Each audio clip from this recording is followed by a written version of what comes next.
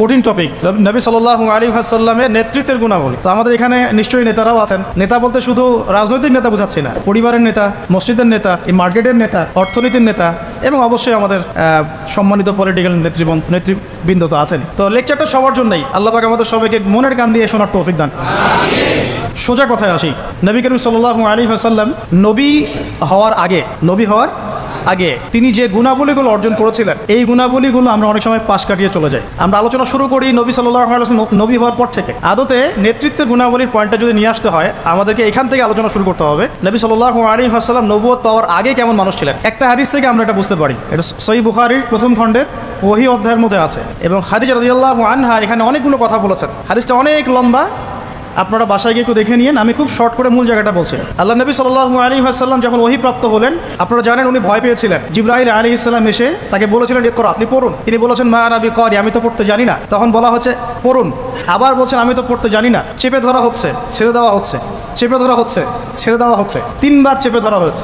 একটু চিন্তা করতে পারি কিনা আমরা, যদি কোনো জিনও এসে আমাকে চেপে ধরো তাহলে কি অবস্থা হবে? জিন তো খুব বেশি শক্তিশালী না। আউযু বিল্লাহি মিনাশ শাইতানির রাজিম পড়লেই চলে যাবে, অথবা আউযু বিকালিমাতিল্লাহি তাম্মাতি মিন শাররি মা খালাক পড়লে চলে যাবে, অথবা বিসমিল্লাহিল্লাযী লা ইয়াদুররু মা ইসমিহি শাইউন ফিল আরদ ওয়ালা ফিস সামা ওয়া হুয়াস সামিউল আলিম পড়লে ইনশাআল্লাহ চলে যাবে। আরও অনেক দোয়া আছে, জানতে হলে স্পেশাল সাক্ষাৎ দরকার, ভিজিটের সাথে। ঠিক আছে, এখন ফেরেশতা চেপে ধরলেন, তাহলে তো ব্যাপারটা অনেক কঠিন, অনেক বার্ডেন তার মাথায় তখন ছিল, বুকের মধ্যে ভার। এই অবস্থায় তিনি যখন বাসায় এসেছেন, খাদিজা রাদিয়াল্লাহু আনহাকে তিনি একটা কথা বলেছেন, খাশিতু ওয়াকাদ খাশিতু আলা নাফসি, আমি আমার নিজের নফসের উপরে ভয় পাচ্ছি। আপনারা পড়ে দেখেন, সহিহ বুখারীতে আছে প্রথম খণ্ডে ওহী অধ্যায়। এই জায়গায় খাদিজা রাদিয়াল্লাহু আনহা 4টা থেকে 5টা বাক্য বলেছেন তার সম্পর্কে। 1, আপনি এতিমের দেখাশোনা করেন। 1, আপনি বিধবাদের খোঁজ খবর নেন। আপনি মুসাফিরদের খাবার দেন। হ্যাঁ, আপনি অসহায়ের পাশে দাঁড়ান। আল্লাহ রাব্বুল আলামিন আপনাকে ধ্বংস করবেন না ইনশাআল্লাহ। তিনি কিন্তু নবী এই মাত্র হলেন, আর এই কথাগুলো নবুয়তের আগের চারিত্রিক বৈশিষ্ট্য ব্যাখ্যা করছে, তাই তো? নবী সাল্লাল্লাহু আলাইহি ওয়াসাল্লাম বিয়ে করেছেন কত বছরে? 25। আর খাদিজা রাদিয়াল্লাহু আনহার বয়স তখন 40। আর এই ঘটনা হচ্ছে 53 বছর বয়সে। খাদিজা রাদিয়াল্লাহু আনহার বয়স তখন 53, নবী সাল্লাল্লাহু আলাইহি ওয়াসাল্লামের বয়স তখন 40। 53 না 63 হবে? 63 না? আচ্ছা, হোয়াটএভার।